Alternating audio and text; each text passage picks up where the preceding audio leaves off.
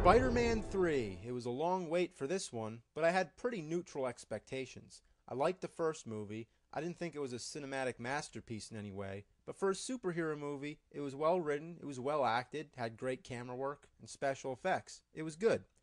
But with all sequels, what happens? They just get worse. Well, that was until I saw Spider-Man 2. That proved me wrong. The fight with Doc Ock on the side of the building? Awesome. It was everything that Spider-Man should be, and the story was a lot deeper, with Peter trying to figure out how to live his life with this superhero persona, much like in Superman 2. Remember that? So the first film laid the groundwork, the second movie just built on top of that and progressed the story further, and the third one, I can say, it met all expectations. It tied up the loose ends, it resolved everything, and it was a fun trilogy of films. The action scenes were amazing. The Sandman effects were really interesting. I actually don't think I've seen such a fascinating villain since the liquid metal T-1000 in Terminator 2.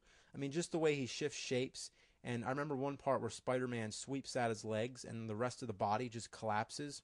Again, was it a great movie? Well, it depends on which way you look at it. As a superhero movie, it was just fantastic. It was like a comic book on the big screen. And isn't that what it should be? The storyline felt like they had about 10 million ideas and they decided to use every single one. Some might say that's a bad thing and it overcomplicated the movie, but I think it worked great and it only made it so much more entertaining. I don't remember it dragging much at all. There was something new going on in every scene. Maybe a little of the dialogue could have been cut down, but where it counts, everything was great. Some parts were a little silly, and if you saw the movie, you probably know exactly what I'm talking about, which shows that they were really having fun when they made this movie, and that fun should transcend onto the audience, and for me at least, I thought it was pretty funny. Well, I thought this movie seemed pretty short, although I've heard over and over everybody saying it's too long. I would have never thought such a thing. I figured it was definitely under 2 hours, but I was wrong. Whatever the case, all that matters to you is if the movie feels long or not, and to me, it didn't. Another complaint I hear is that there's too many villains. Well, all I have to say about that is, did you ever see Batman the movie? It's got the Joker, the Penguin, the Catwoman, and the Riddler. And was it cheesy? Yeah, but classic. Some might say it wasn't the fact that there were 3 villains, it's that they weren't developed enough. And I don't know what more development they could have possibly needed. So, okay, well, how about if they would have added a few extra scenes just to build up the villains? Would that help? No, it would only have more people complaining to cut down the bullshit. No big blockbuster movie is immune to this. People like to complain. And believe me, I know all about that. When I portray the angry video game nerd, I rip apart all kinds of games based on any flaws I can find, except I do it for the sake of entertainment. In the same way, critics and fans are picking Spider-Man 3 to death. So you can either choose to be critical or not. And what's the big deal with the American flag part? I didn't even think about it. It was just like one shot of Spider-Man jumping in front of the flag. How has that become a primary topic of discussion for everyone ripping this movie to shreds? Was it kind of cheesy? Yeah. Did those 2 seconds of Spider-Man in front of the flag distract from the rest of the film? No. Here's a question. Say we cut out all those little annoying parts in the movie. Every flaw that's ever been commented on. We handle the villains differently. The subplots get removed or changed. Anything. You name it. What will happen then? Will everybody be pleased? No. People will still find more things to dwell on. And no matter what the outcome is, every movie like this will be treated with mixed reactions.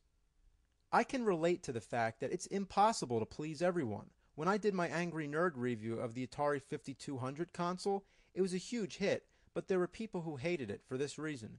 Well, he doesn't even review any games. He just spends the whole 10 minutes talking about trying to get the thing to work. It's like, we get the point. Then the people who love it say, it's hilarious. He spends 10 minutes of the video trying to get it to work. He can't get the wires to reach. He drops the TV on his foot and all this shit happens. Obviously, that's what I intended to be funny, but some people will get it and some won't.